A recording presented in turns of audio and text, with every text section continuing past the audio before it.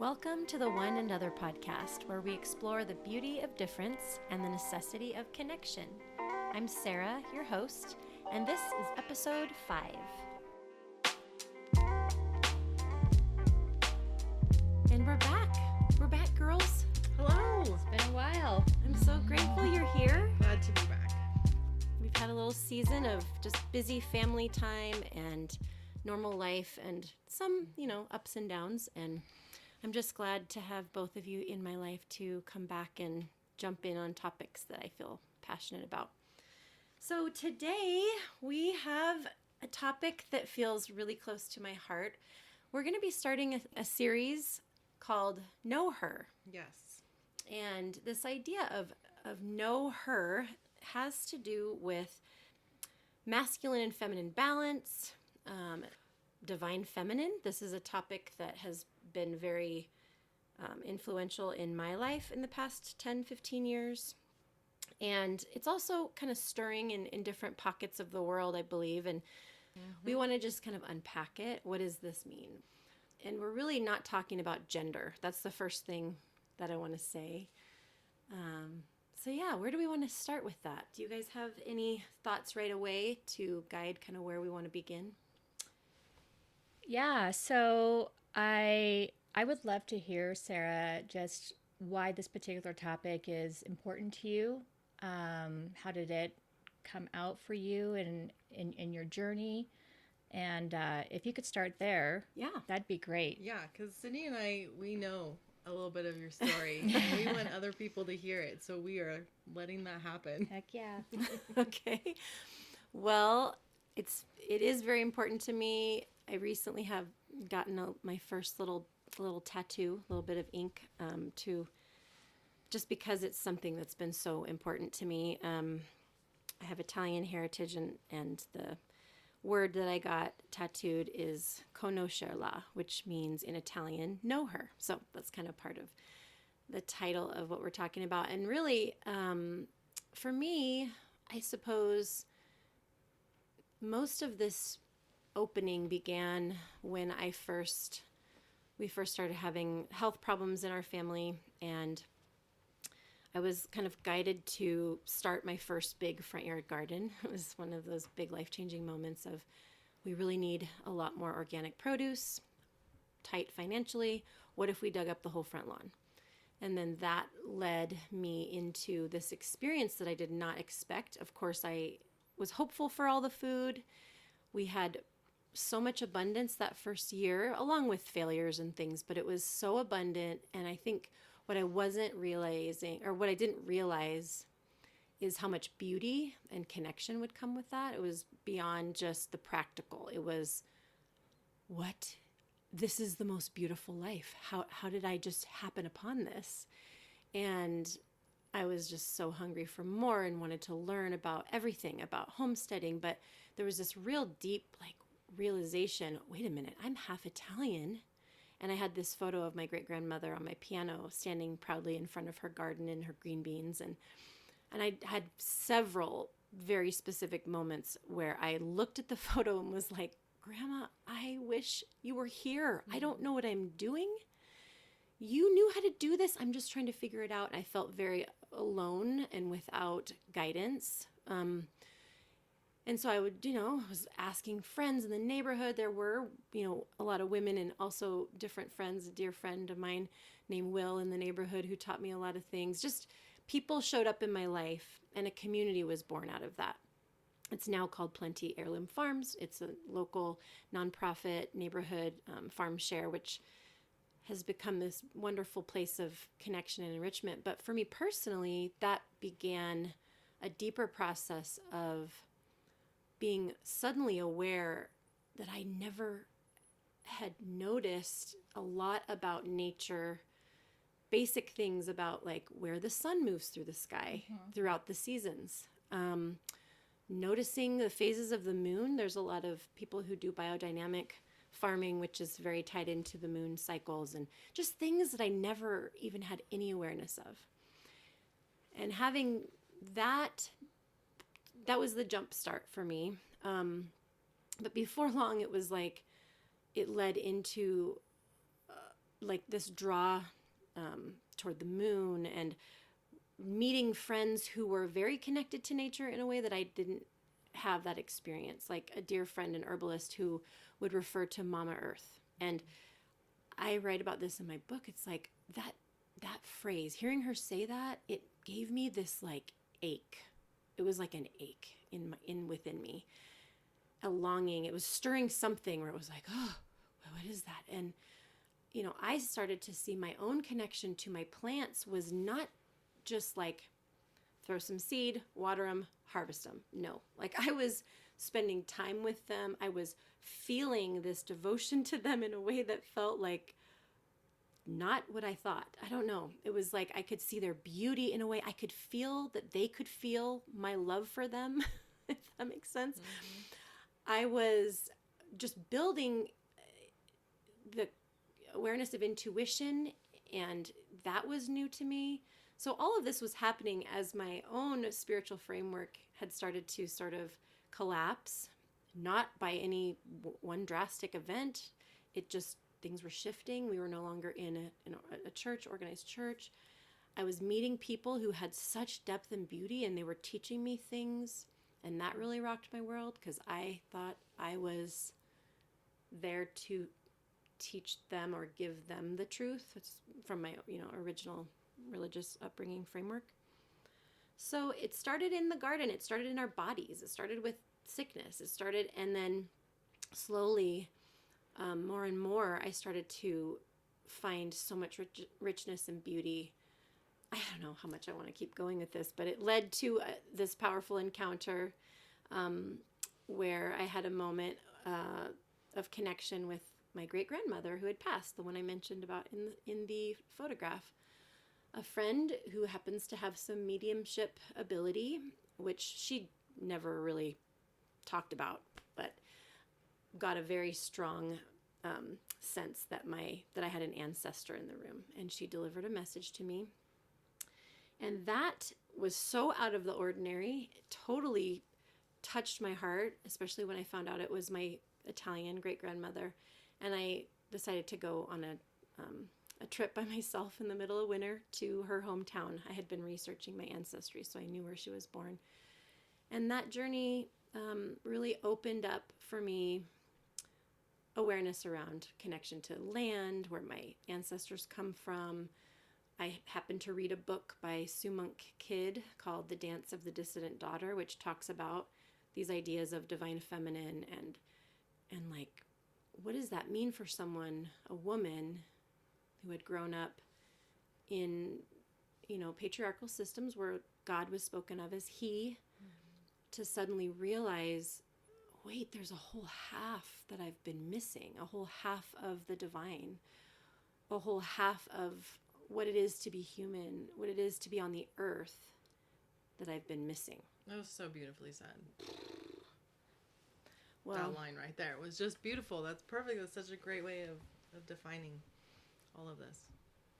So yeah, I guess it opened up doors for me that, none of this was easy. When you have grown up with so much conditioning, like, it feels terrifying, at least for me. I was very black and white, and I'm a very strong person and very driven by meaning always. And I had grown up in Santa Cruz, California, which is a very open spiritual place with a lot of New Age beliefs and a lot of occult interest, and being raised conservative, I was terrified of those people. I mean, I was told that they were lost, and I was taught, that was a danger. So, the things that I was opening to later in life, it was kind of funny. It was like, how is this something I'm interested in now? And yet it was coming from my own life experience, and I couldn't deny that I was being drawn in, and there was absolutely no fear. Are you kidding me? When you connect, why would we fear connecting to our grandmothers? Like, are you kidding me? Right. Or our family that wants to guide us? That was so life-changing and beautiful. So yeah, are we getting sidetracked off of that story, or where? No. I mean, that's for me where it started, and it has continued to deepen and deepen and deepen. What about you guys? Do you want to share, what from your experience, or do you have other questions, or did I leave something out, or what?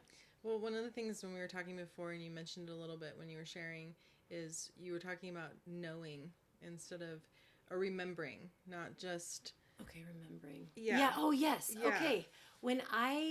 Yeah, that's a great point. This was not like, I think I'm going to go look up this, and then stuff. Being in my gardens, I always thought maybe it's just because I'm Italian. And I'm sure there's some of that. Like, we are carrying our ancestral DNA in our blood and our bones. We certainly have that. There is power to that. But I actually think more people in the world right now are waking up to this knowing that's been forgotten. I would say, like, starting to garden and have this longing stir in me toward nature connection, toward awareness of my body, being tuned into my emotions, my nervous system state, and my sensuality and my sexuality, all those parts. That awareness growing felt more like a remembering than, well, this is new and I'm going to go study a new thing. It definitely felt like being in the garden and like falling in love with growing food, and then learning about herbs, and then learning about, each plant's sacred gifts.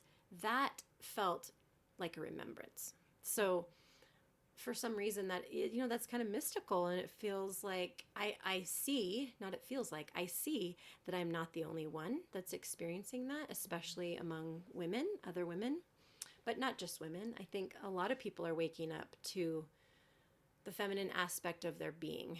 I think we should talk about that it's not gendered, and it's not just for women, and it's not just about our, gender or anything. It's not gendered. Well, my journey of diving into this and figuring out the divine feminine, I realized it's an energy. Mm-hmm. The divine feminine, divine masculine is energy. And it can be in any body. I think we all hold both aspects, maybe different ratios, but both aspects, and you can bring up both energies for different situations or in different places with different people. So it's just an energy. So when we're talking about it, we're not talking about women versus men. We're talking about that energy being in the world again, a part of who we are, affecting us as people, waking us up as people to what, who we are, what we bring into this world. That's how I see divine feminine. Yeah, exactly. Have you, Andrea, always remembered this energy difference? Have you felt that most of your life, or is this something new that you've come upon and become aware of? So my story's a little different than Sarah's. I actually went to college and got my degree in women's studies, which is very much, it's changed to gender studies now, but it's very focused on the feminist movement. We learned a lot about some of the amazing women who led that movement in the 70s and 80s, and learned a lot about feminism. And so I've just always been so pro women and just love women and want them to be the best people they can possibly be. And so it connected with me. But as I processed it throughout years after school, which this was only about 10, 11 years ago, I realized that a lot of the feminist movement moved. The expectation was women were supposed to be equal to men, and so they were supposed to stand alongside men and do whatever men did. Mm-hmm. And so we pulled up this masculine energy within us and used that, and it didn't rebalance the world. It didn't equalize society. It caused us to continue to be out of balance in a very masculine, oftentimes what's that word? Misogynistic world. So I realized there was parts of as I continue my journey and what divine feminine, what the feminine energy really is, and like you just explained it really well earlier, I started realizing, okay, no, women have this energy.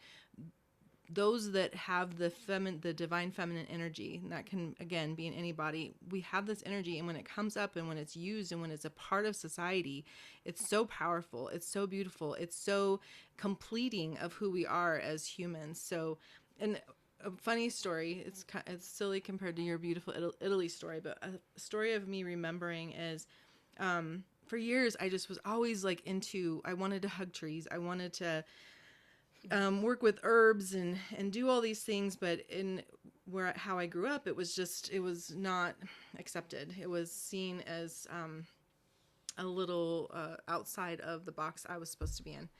And so there was always this draw and desire, and as I deconstructed who my spirituality and was beginning to reconstruct my spirituality, I went through physical things. So one of the things happened is I realized I could not wear deodorant. It was causing a lot of pain under my arms. So I started wearing natural deodorant, and it was a slippery slope from there.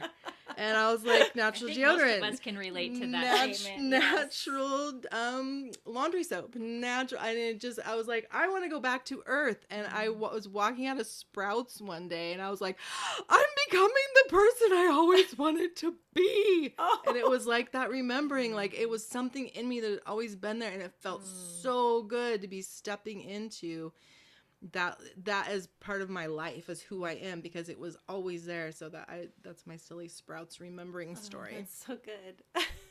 I love that. Yeah, we joke about, for me, mine started with growing a garden, and then I was learning how to bake sourdough, and we had backyard chickens already, but then we were added rabbits and ducks, and yeah, it's like one thing leads to another, as people know when it comes to learning about natural living. And yeah, whether you're wanting to avoid chemicals in your body, whether you're, we were wanting to heal the gut and had these different health problems. It's sneaky like that. It's like you think you're just getting clean deodorant, but your whole life starts to change, which is so beautiful. And yes, I have a chapter in my book called Wise Woman, and each chapter is titled after a song. That's a really good song by Jason Mraz, Wise Woman. You guys need to go listen to it. But I had written, I'm just going to read this one thing just so that we can kind of define more. And there's not a definition, but just more language around it. I wrote, the association of nature with the feminine was quite ancient, I learned. The feminine as an archetype has long been associated with the earth, with the body, sexuality, mystery, wildness, and night. The masculine as an archetype has been associated with the heavens, with logic and reason, order, direction, and daylight. I read that in ancient terms, logos ruled the mind and eros ruled the body and intuition. Where yin, the feminine, is circular, yang, the masculine, is linear like a straight arrow.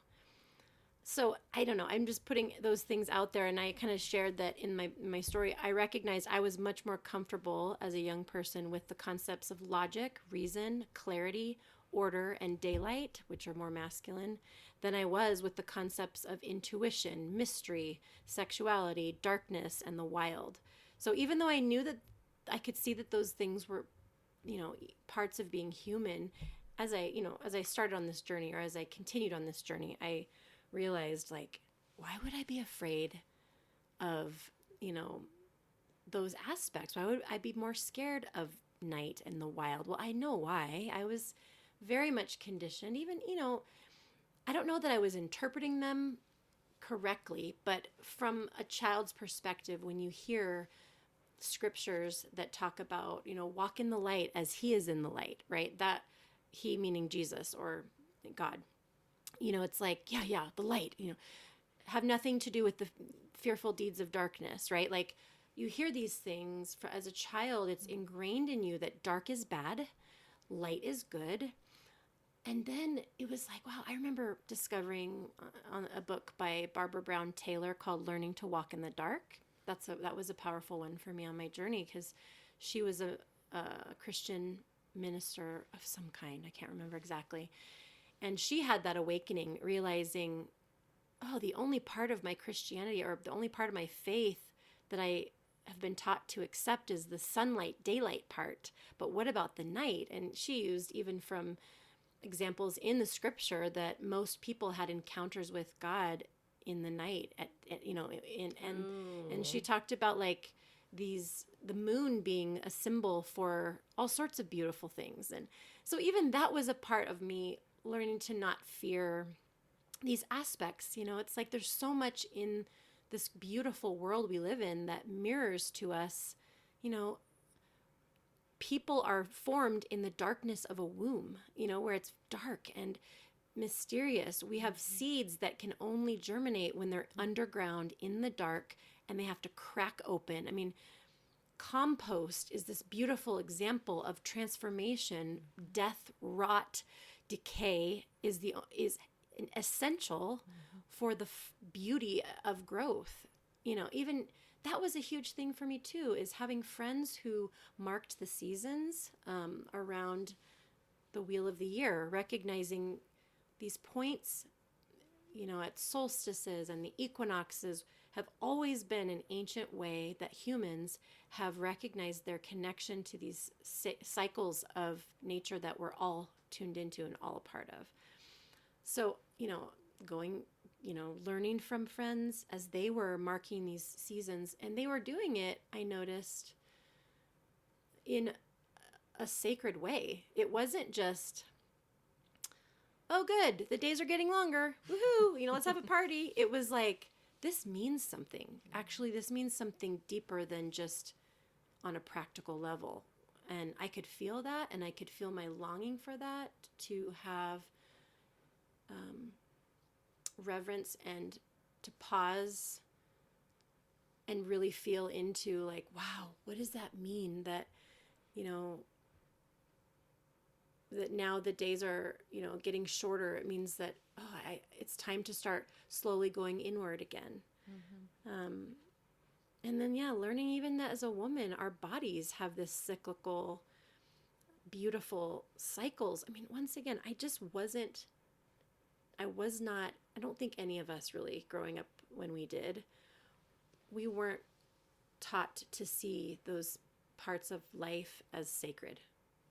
Our cycle as women, I mean, the fact that we have 4 weeks in a cycle, which mirrors the 4 quadrants of the season. I mean, as a bigger picture, like women, our bodies are so powerfully tuned in to the cycles of nature. And boy, for me, that has become an important part of my journey. It has helped guide me as I, to look within at certain times of the year, but also, I wish I'd known this when I was cycling more regularly, because you can use those 4 weeks of the year as a woman. If you are still in your cycle, you can really use that for introspection, for recognizing when you are meant to be more outward and when you're meant to be more inward. And all of that to me feels connected to these concepts of divine feminine. Yes.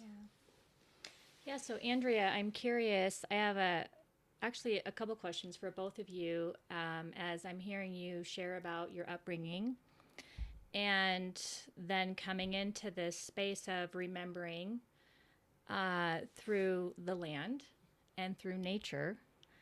So my first question is for you, Andrea.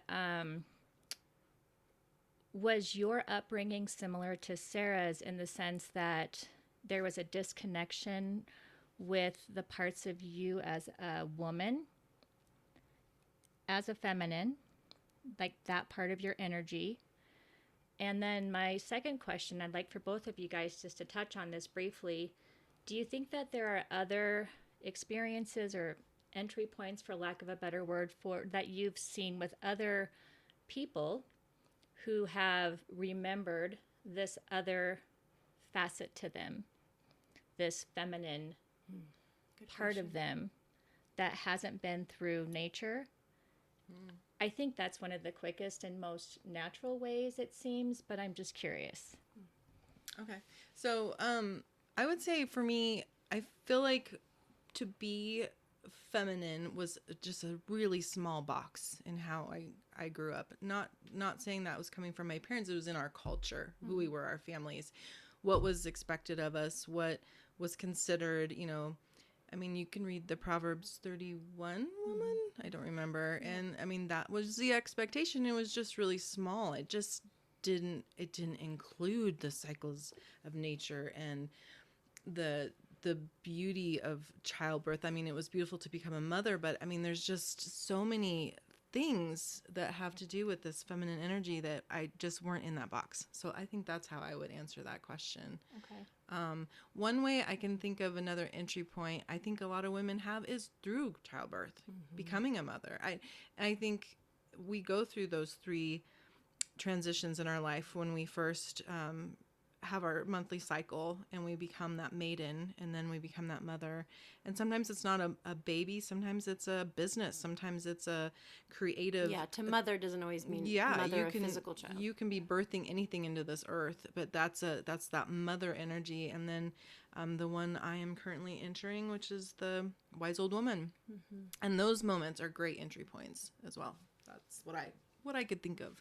I also think so. If we're talking about feminine in a not, it's not that we have it's like I have masculine qualities and I have feminine qualities. It's just that I did not, for me personally, the feminine parts of me, which I would say would be like my intuition, my recognizing my emotion as important and valuable and information, my body, what my body was saying, listening to my body, whether it's like pain in my body or like feeling drawn toward or pushed away from something viscerally in my body, like that kind of knowing, my sexuality, that all of those aspects of me were from the way I, when I was younger, I feared those parts of me, I would say, for lots of reasons, but my culture, I seemed to be told that like you can't trust yourself.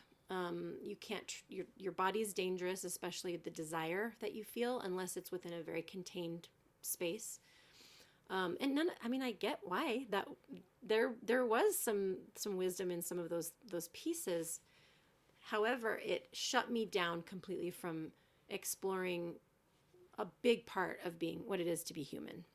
So I think men and women in the culture that I grew up in were really disconnected from the feminine part of themselves.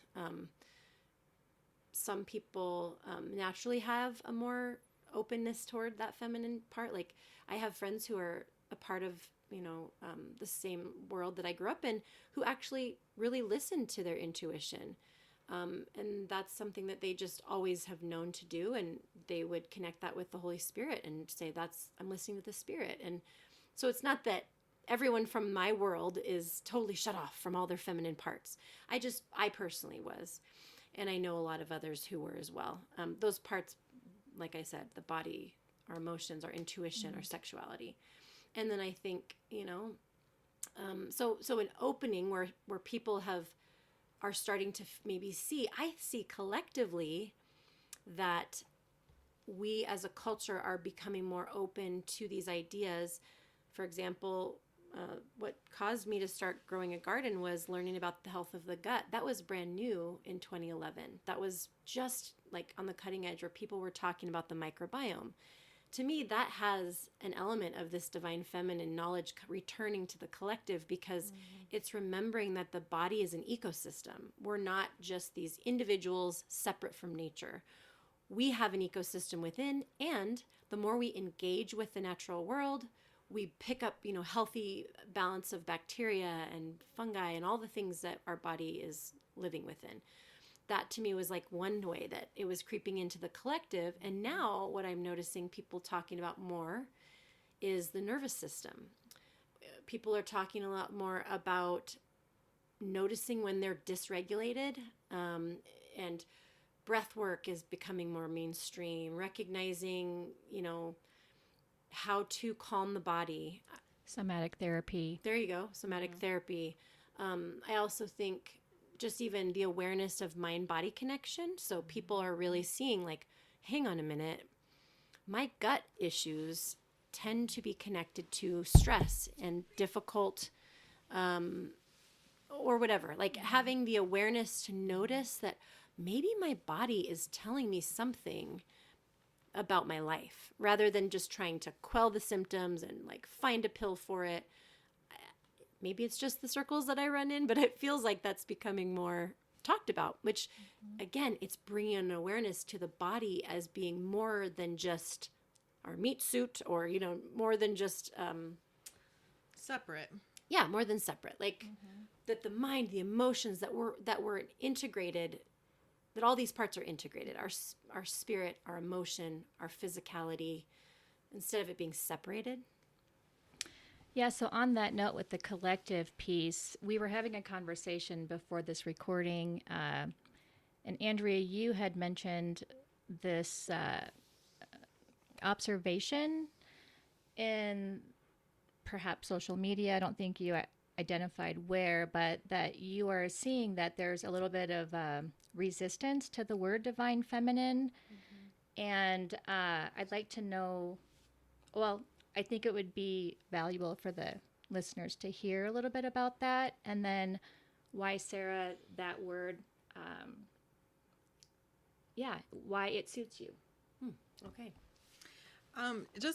As I started listening to people having resistance for that word and why, and dug in a little bit, I realized it's the same thing that was going on with me growing up, which is the idea of feminine is a very small box. And so when people start floating that word around or saying, oh, just get in touch with your softness, well, there's a lot more to the feminine than softness. You can also watch a video of this lioness mom, and the lion like smacks its little son, and the lioness literally runs up and just gets right in his face and is like, don't you dare. That is also feminine energy. So it's that, I think it's that small box that, yeah, when you just keep it this, you know, very dainty and feminine, then there's a lot of us that are like, what? That's not who I am, and I don't want to be put in that box ever again.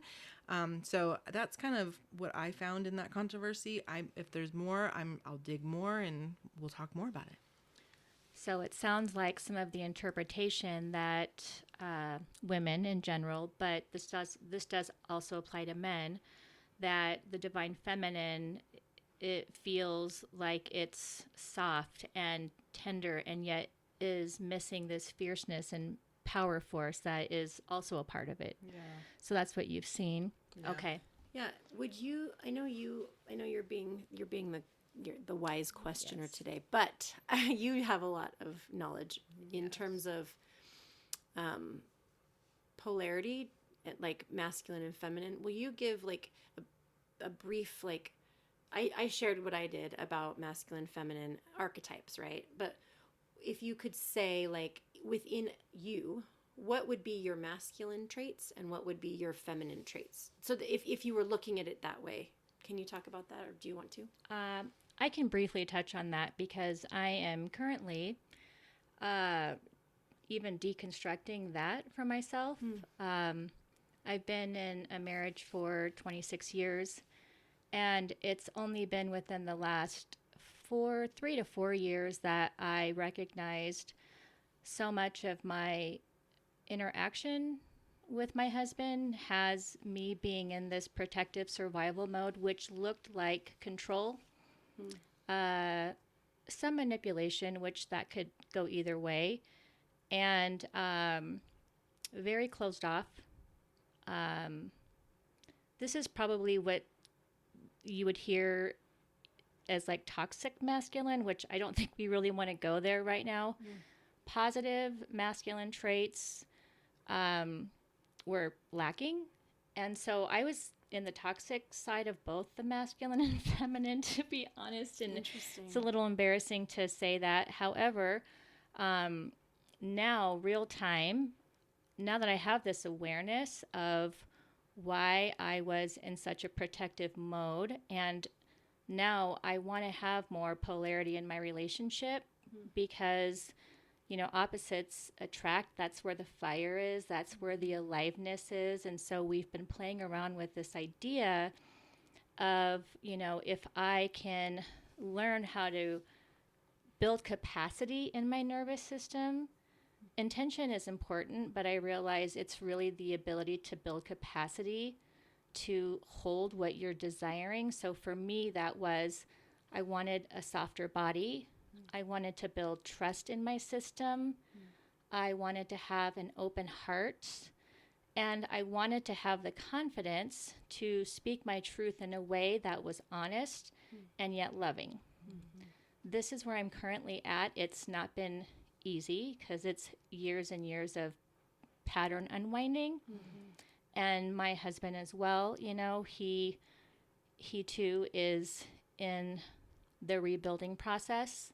So, so yeah, I do sometimes get a little twisted up with the terms masculine and feminine, and I've even found us in our relationship shaming one another and ourselves for not doing it right. So again, that just speaks to how language can be a little challenging, and I do recognize that we need language in which to orient ourselves, at least to start. And then from there, we can create from the energies what's working, right? And we can be fluid and move between those two. So, yeah, I'm just playing around with the language right now. I love that. And Yeah. I think the way you described, I mean, this topic we could do a lot, and I think we will do more later, but we wanted to just introduce, what does this mean? And this idea of know her is not just, it's not just connected to the feminine body or women. Obviously, many women carry, you know, we all carry both, but, and we in feminine bodies do represent the feminine in how our bodies function in, you know, in a lot of ways, but we do carry both masculine and feminine within. What you touched on is that there is both high levels, you know, I don't know how you want to call it. Yeah, just like positive masculinity and toxic masculinity. There can be positive femininity and toxic femininity.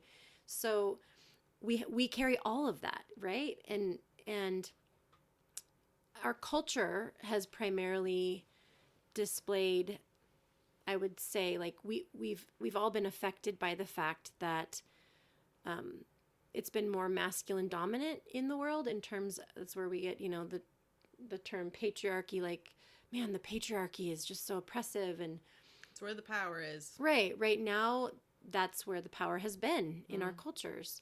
And so as people start discussing, like, wow, the feminine is rising, look at this, there's, you know, feminine, you know, is shifting, all that seems to mean to me is that we're starting to come into a little more balance, where feminine energy can be valued equally, but none of that means that we no longer need the masculine energy. We absolutely need the masculine energy. We need, you know, you were discussing like the aspects within you that you want to cultivate, which is, I believe what you were defining is more of that healthy feminine, like having an open heart, being able to speak clearly, speak your truth with confidence and honesty, I think is what you shared.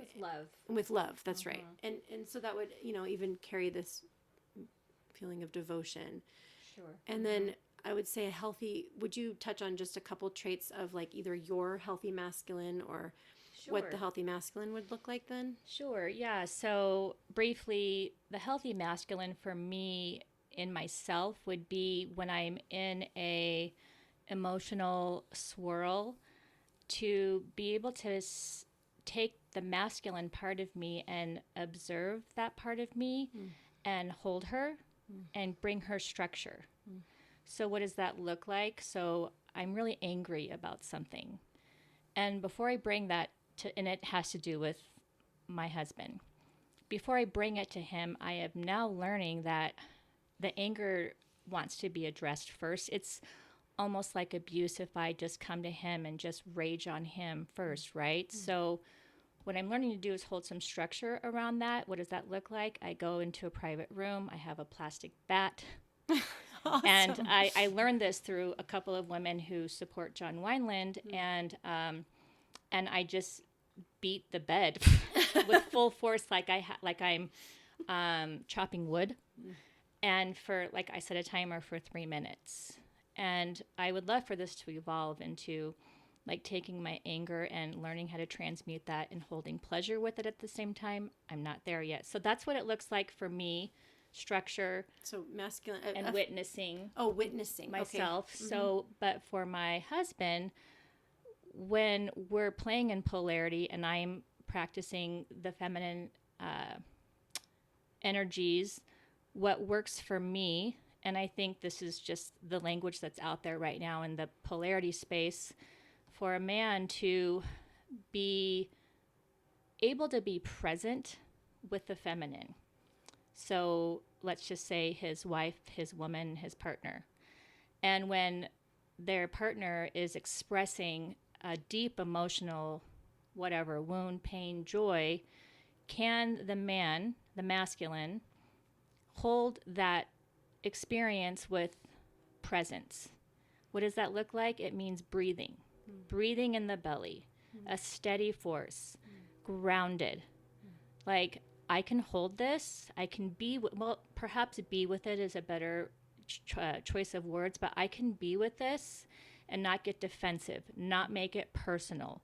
I can almost detached even. also like co-regulate with her and breathe and know that it's okay.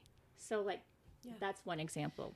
Yeah, so I mean, I love that these energies are within us. They can be recognized in relationship because obviously your husband and my husband, they also have the feminine side of them where that part of them needs to be acknowledged and seen and felt. Yes.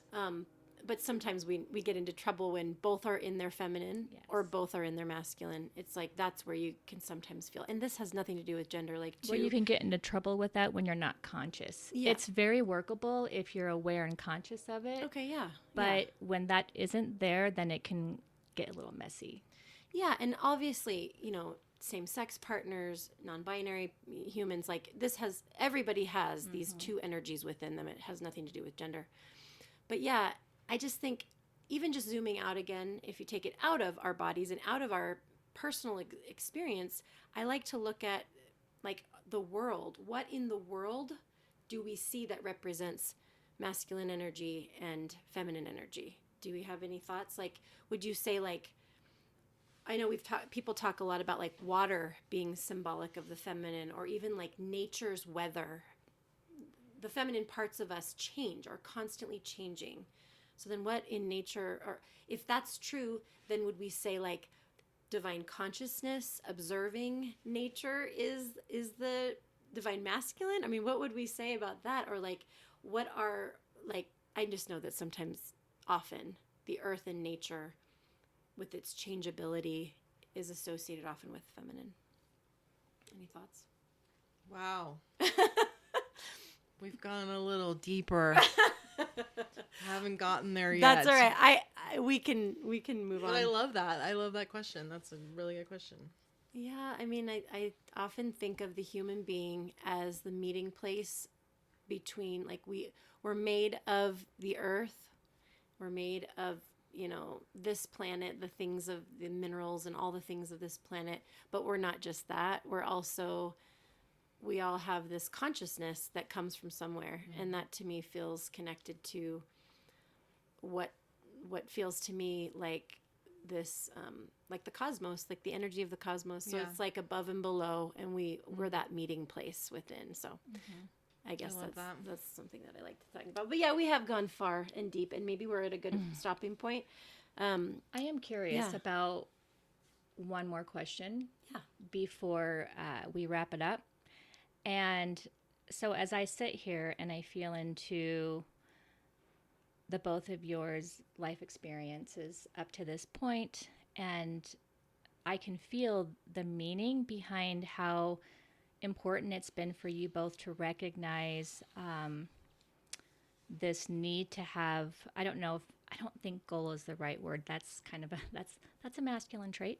But, not necessarily balance, but just an awareness that you can move in and out depending on your experience at the moment or what life is calling forth. So I guess what I'd like to know is, how has this awareness and then also stepping into more aliveness with recognizing the feminine in you, how has that brought more meaning to your life?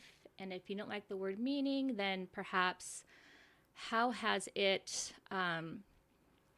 just Meaning's made you good. feel, feel more alive? And what would you want to share with your listeners as far as why this matters? You're so good at asking questions. Really good. Thank you. Well, for me, like, I grew up being called Mandria because I had a lot of masculine qualities. Oh my gosh. I did not know that. Yeah. Okay. Yeah. So, anyways,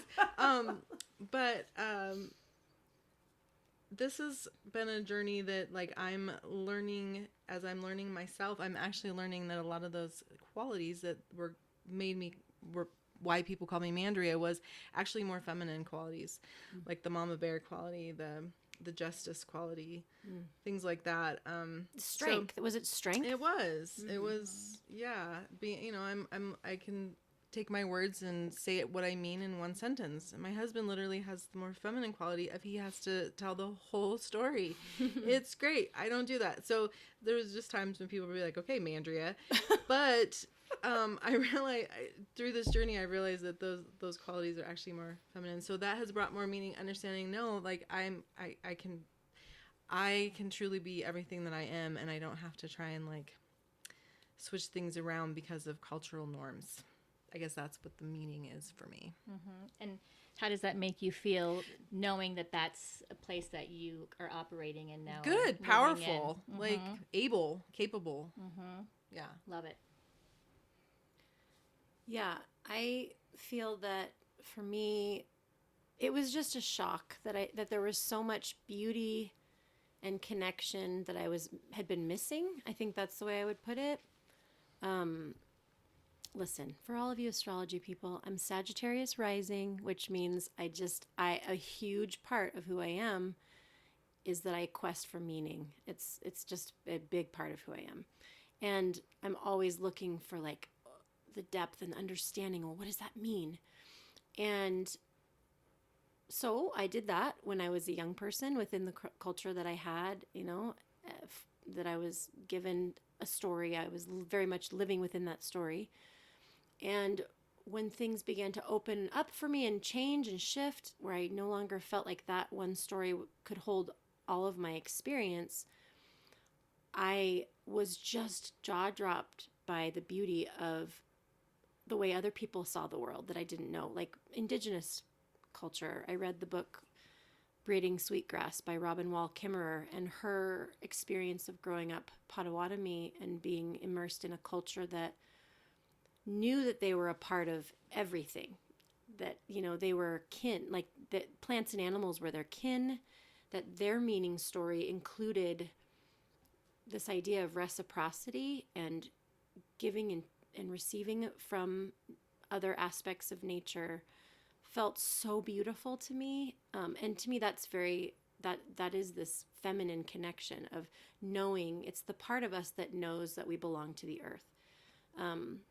It's the part of us that knows that what we do to the plants, water, animals, air, we're doing to ourselves because we are nature. We're a part of that. That felt so beautiful to me, and bringing it to the spiritual, I can still hold my divine Heavenly Father alongside my mother, the earth. And that to me feels really beautiful. It feels like I had been missing the other half of the divine. And, how we define God or the divine, I mean, that's just, there's so many ways of looking at that. But for me personally, it has felt like that, like a missing piece, but not just a little piece, like the missing half of what it means to be human, what it means to feel devoted to my creator. My creator feels like a mother and a father, just like we see it in our reality. You can't, you need both to create life. And I just feel like, why, it's been interesting to go through those emotions. Like, how could I have not known that I have this mother God, that I have this mother. And again, mother God freaks people out, but it's just like the energy of a mother. I experience the energy of a mother all the time now in my relating to spirit, or whoever you want to call God. I feel like spirit, the Holy Spirit from my tradition, there are people who see that even in the scriptures, the Holy Spirit, that term for Holy Spirit is feminine. And so, that seems a lot more accurate of a Trinity would be Father, Mother, and Holy Child. And that to me looks like the pattern I see in the world, but also what I'm experiencing spiritually at this point in my life. So anyway, that doesn't mean everybody else has to go on that journey, sure. But I think it's interesting to note, like, I guess I would ask people to open up to the curiosity of like, what about my life? Might there be more balance if instead of focusing on these archetypally masculine things like forward motion, goals, productivity, achievement, what if I incorporated these feminine qualities of presence, rest, maybe presence is more masculine, but like rest, enjoyment, the sensual pleasures, your intuition, slowing down and recognizing what's in this moment instead of always forward movement. That could be one thing. How is my body in this moment? How do I feel right now? Recognizing that our emotions are not just bothersome, but they can give us information. And if we balance that alongside the drive, which we need, if we can balance that alongside those more linear perspectives of that like yang energy, if we balance it with the yin, I think that we feel better, and I think that we live a more balanced, beautiful, life. Okay, Andrea, I'm going to come back to you in 1 or 2 sentences. I'd like for you to share why this matters. Because of the state of our world right now, and we're looking for answers.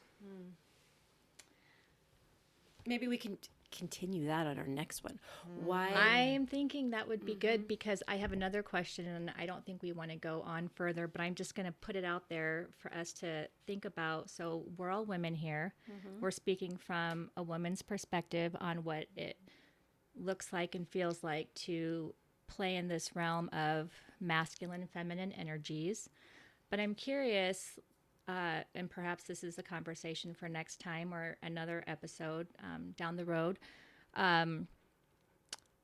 What does this look like for men to cultivate their feminine energy? And what are our thoughts on why that's important? I love it. So that's what we're going to do. Next time we'll touch in on that question, and we'll touch in on how will the world change as the feminine rises energetically. How is that going to change the world? Because I do believe it's going to, and I'm here for it. Absolutely. Okay, people, one and other, we're all one, and we're also unique and different, and we carry these two energies that are different and balance one another, and I love it. I love that we're talking about all this, and I can't wait to do it again. Thanks again for listening to the One Another podcast. We hope you will continue to follow along, subscribe, and share it with a friend. Until next time.